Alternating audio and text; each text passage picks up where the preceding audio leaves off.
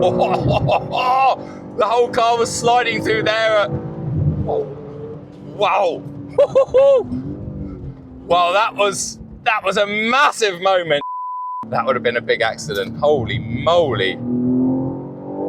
Hey guys, welcome to my first drive video on BMW's brand new M3 CS Touring. I'm going to be taking this beautiful Long Beach blue car out on the road, and a bit later I'm going to get my hands on an individual British Racing Green M3 CS Touring out on track. For those of you that have watched my channel for a while, you'll know that I'm a massive CS fan. Although on the face of it, they are very, very expensive. Every time I've got behind the wheel of one, I've been massively impressed. If you're lucky enough to get an allocation for one of these, they'll set you back £126,300, £34,500 more than an M3 competition Touring. This particular car, well, it has the Laguna Seca blue paintwork and the carbon ceramic brakes, which brings its on-the-road retail price up to just shy of £140,000. Yes, the world has gone mad, but this is potentially going to be the best and fastest wagon on sale today. As with the M3 CS Saloon and M4 CS Coupe, the G81 comes with a lot of standard equipment. On the outside, we have the carbon exterior pack. We also have a unique CS/CSL carbon splitter and grills. We have this gorgeous lightweight carbon bonnet. What it doesn't have though is a carbon roof. So that's the same roof that you get on the regular, if you can call it that, M3 competition Touring. When we get around the side of the car, we have the CS lightweight wheels. And as we already talked about, this particular press car has the optional £9,000 carbon ceramic brake option. And when we get around the back of the car, we have a carbon fiber diffuser and a titanium rear box on the exhaust, which helps make the CS iteration cars sound better. Although I don't think that titanium box is on the M2 CS, but I'll find that out soon and hopefully get my hands on one of them and bring it to the channel. But of course, this being a Touring, well, its party piece is the 500-litre boot, which if you fold those rear seats flat becomes 1,510 litres.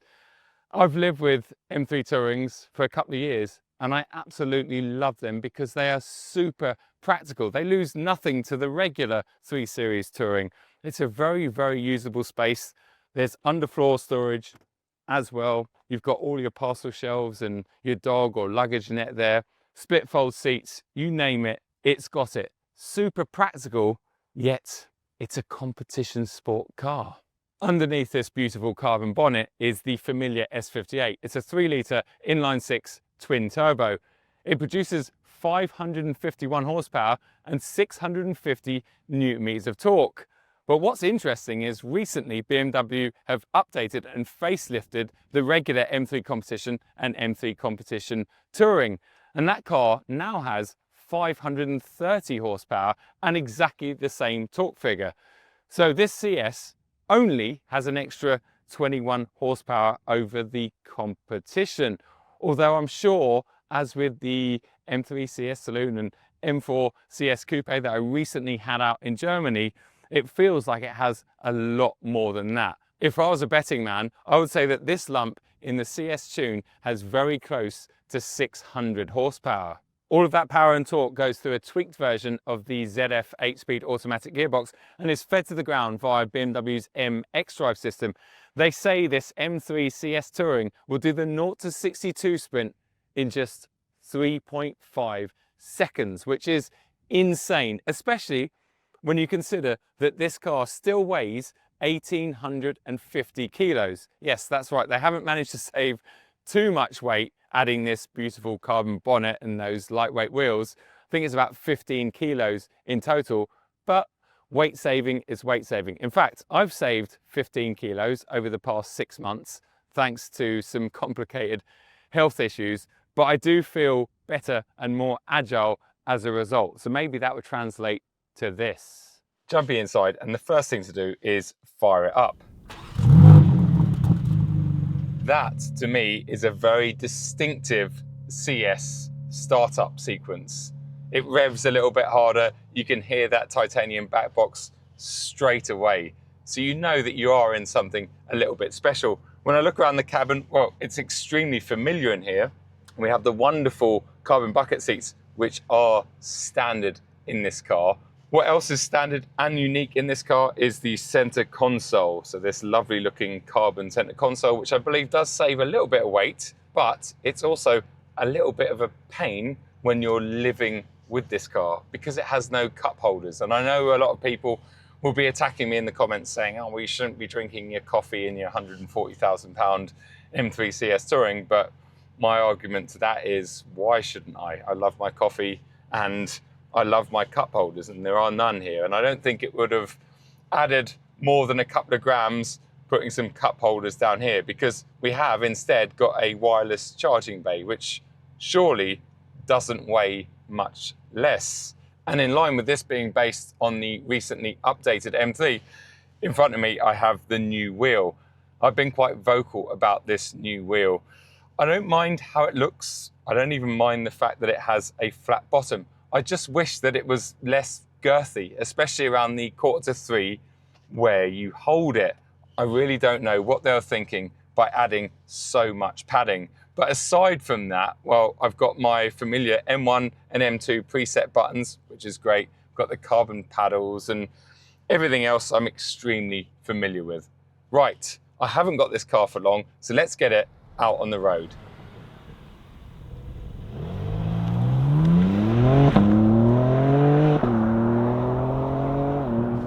Well, we already know that this G-Series platform has a wonderful and massively adjustable driving position, especially if you have the carbon buckets, which are standard in the M3 CS. We also already know that this is a very, very practical package. I owned my M3 Touring, or Tourings, for 2 years and did about 20,000 miles in them. Some of those across the Alps with my parents in the car and full of luggage, and it dealt with it all day long. It was a fantastic weapon of choice. We also know that the boot is 500 litres with the seats folded up as it is at the moment, which off my calculations is about the same as the current 5 Series, which is a much bigger car. So you know where I'm getting at. This is a very, very practical piece of kit, but we knew that already because it's the same shell and cabin as a regular M3 or a regular 3 Series.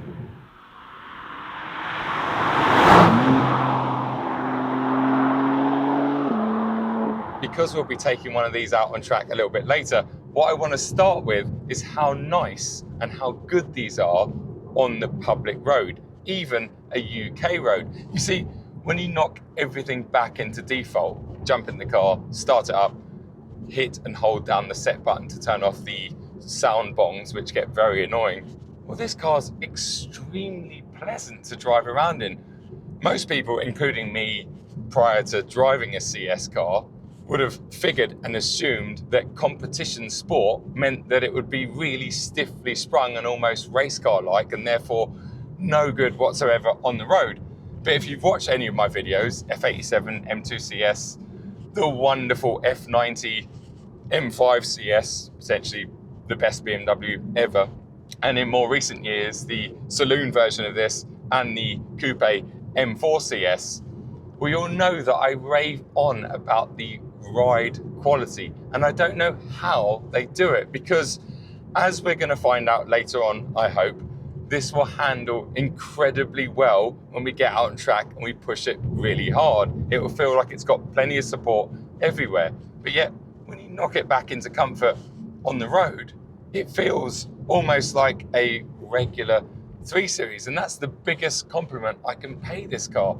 It really is a Jekyll and Hyde. 1 minute, I'm cruising along, doing 1500 RPM, probably 40 miles to the gallon at 60 miles an hour, in comfort, with no issues whatsoever. And this road surface is pretty coarse, so there is a bit of tyre roar, but that's down to the actual road surface as opposed to the car.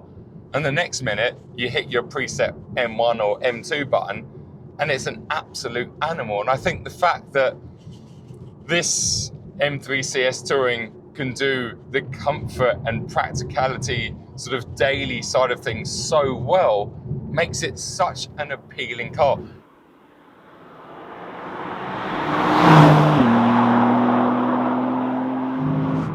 let's test out this car's claimed acceleration figures. BMW say it will do the 0 to 62 sprint in just 3.5 seconds. Conditions outside are close to perfect.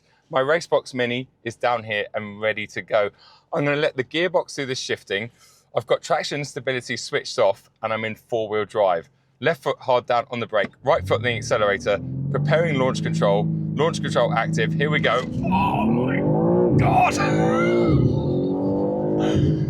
2.99 seconds.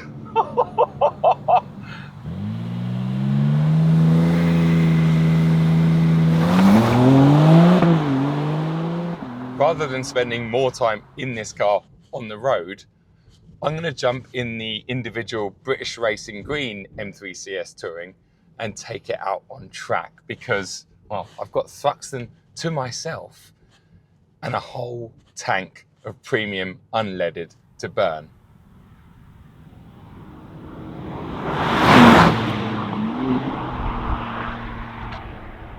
Here we are on the wonderful Thruxton circuit. I've only been here once before with Honda for the launch of the Civic Type R FL5. And that particular day, for those of you who might remember and watch the video, torrential rain, standing water absolutely everywhere. And I learned that Thruxton was very, very slippery in the wet. However, in the dry, in an M3 CS Touring on Michelin Pilot Sport Cup 2s, it's a completely different story. I managed to do about 8 to 10 laps this morning. Most of them have been filming flybys because I'm a lone ranger today. And now I've basically got 15 minutes to talk to the camera and try and explain what this car is like on track.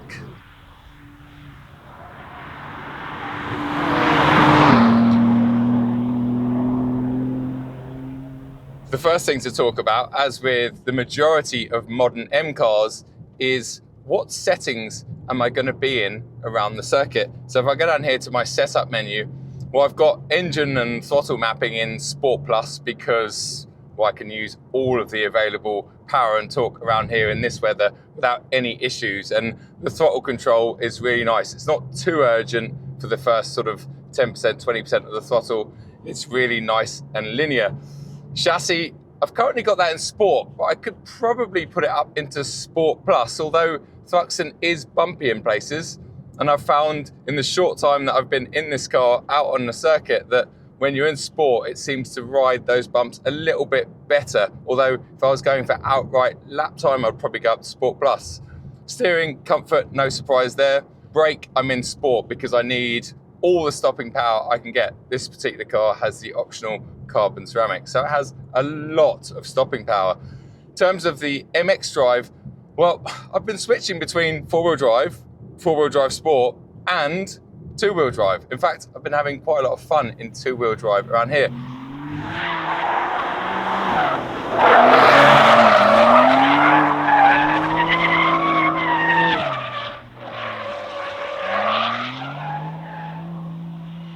If I set a lap time around here in both four-wheel drive Sport and two-wheel drive, lap times would be very, very close. I don't think there'll be more than a second between the three of them.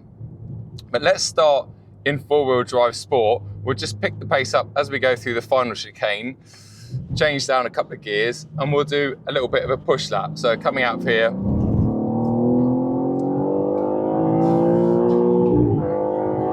remember, I'm in an estate car, a family car. Oh my goodness. It's just so unbelievably planted. That's 120 odd miles an hour through there.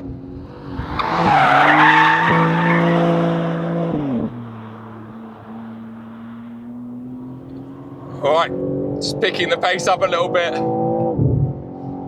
It's just so planted, so unbelievably good. What's letting it down is my knowledge of the Thruxton circuit. Although it looks quite straightforward on a map like Goodwood, it is so technical. The tarmac drops away in places like here, and then you're just doing massive speeds. Nearly 140 miles an hour down into here. Oh, the car's moving, use all of the circuit. I'm in an estate car. How is that possible? My goodness.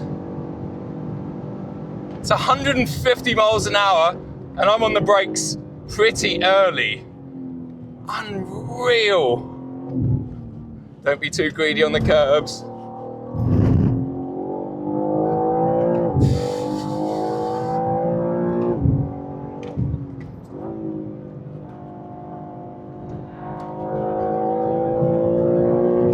Unbelievable. Watch it through here. My big tyre marks, my last lap on the brakes. Don't be greedy on the way in. Bit of understeer. Slowly pick it up through here. Short shift. Oh, the car is so well balanced and talking to me everywhere. How can I be in a near 2-ton estate car? I mean, I know what these are sort of capable of because of my ownership with the competition spec M3 Touring, but the CS, once again, the suspension, the damping is just beautiful. Oh, those poor tyres. Oh, it's just unreal. The first thing to give, I think, is me and my aging body. What a piece of kit.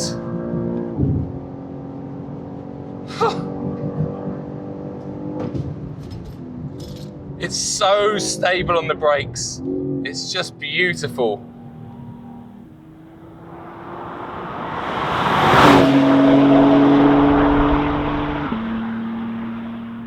That's the hardest I've pushed all morning. It's definitely the quickest I've ever been around the Thruxton circuit, and I'm actually quite shocked at how capable this car is. Does it feel any different to the M3 CS Saloon or M4 CS Coupe? I don't know, because I've had neither of those out on track. Does it feel better than an M3 competition touring on track? Yes.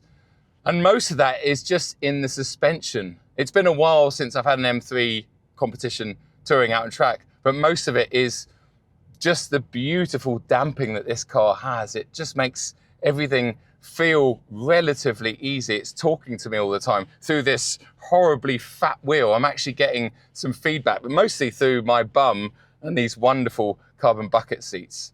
What a machine, what a machine, and what a big moment I had. Wow, I've never had a big moment like that before on track, but it just shows you how much confidence this car gave me to push that hard, to have that much of a big moment. The whole car was sliding through there. Wow. Wow, that was a massive moment. Gee whizzle. That would have been a big accident. Holy moly. I will check in with you a little bit later once I've cooled down and taken my lovely Arai helmet off. Thanks to Arai for sending me this lid. It's awesome, and it matches this British Racing Green M3 CS Touring really nicely.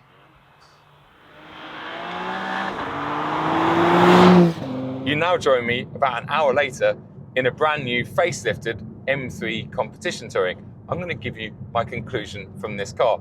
And in fact, I had this very M3 about 2 weeks ago and compared it to my M5 Touring. So keep an eye out on the channel for that video coming very, very soon. I've had a little bit of time to digest what I experienced, especially out on track with that circa 130 or 140,000 pound CS Touring.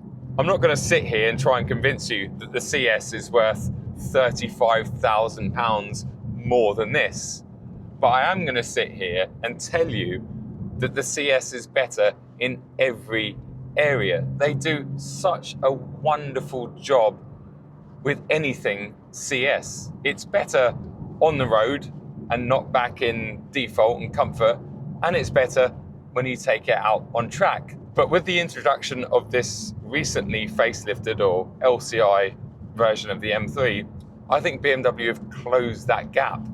They've given the competition a power hike of 20 horsepower, so this is running 530 horsepower, as we mentioned in the intro. Yet the M3 CS Touring hasn't had a hike in recent years, so that's still running 550 odd horsepower. Still 20 horsepower more, but it's not the 40 horsepower that it once was a couple of years ago. And you do notice that it doesn't feel massively quicker, even though it's a little bit lighter and a little bit more powerful. But when it comes to ride quality and handling, suspension, there's still a big step up when you go to the CS. And I think I'll summarize by saying the competition at 90 odd thousand pounds is definitely the best value. Bang for buck, if you like. Bang for a lot of bucks, because 90 grand's a lot of money. But if you can afford and justify getting the CS, you are getting a better car. You're getting a rarer car, a more special car to look at least in my eyes. And also a car that does come with a lot of standard equipment. If you optioned in the carbon buckets and the carbon exterior and interior pack and all the rest of it in this car to bring it up in line with the CS, then that price difference is a lot smaller. It's not 35 grand, it's probably more like 10 or 15 grand. So that's when the CS really starts to make more sense. If you are going to option up your competition, you might as well look at or consider the CS if it's in budget. Anyway, guys, I'm going to wrap this video up. It's been a long and exciting day. I hope you enjoyed it. Please give us a thumbs up if you did. Leave any comments and questions below, and I'll see you on another one very, very soon. Cheers.